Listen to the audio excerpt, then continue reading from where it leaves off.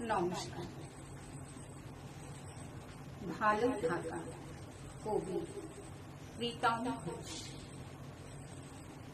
সাগরের ঢেউ চোরাবালিকে জিজ্ঞেস করত, ভালো আছো?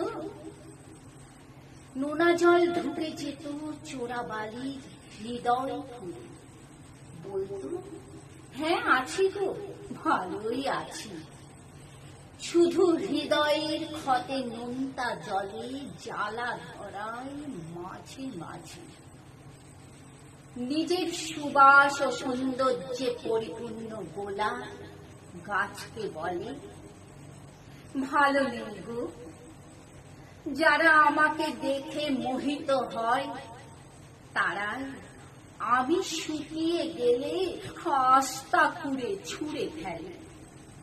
তুমি কেমন আছো? গাছ বলল, সে কি গো, তুমিও?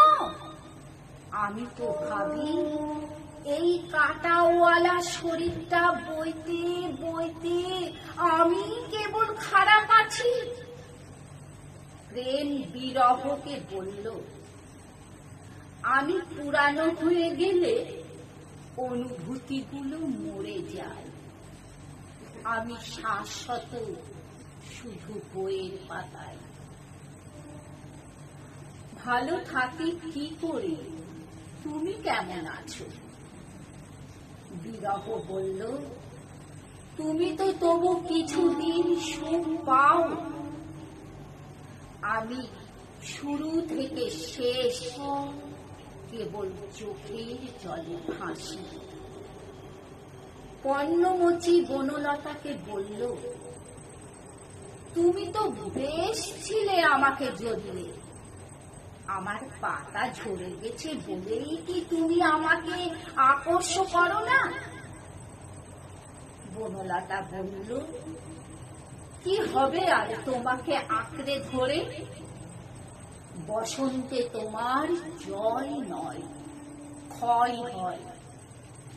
ভিন্ন শীর্ণ তোমাকে দিয়ে আমার স্বপ্ন পূরণ হবে না।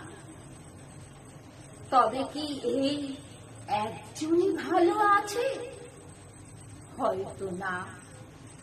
তার ব্যথা অব্যক্ত, অপ্রকাশিত।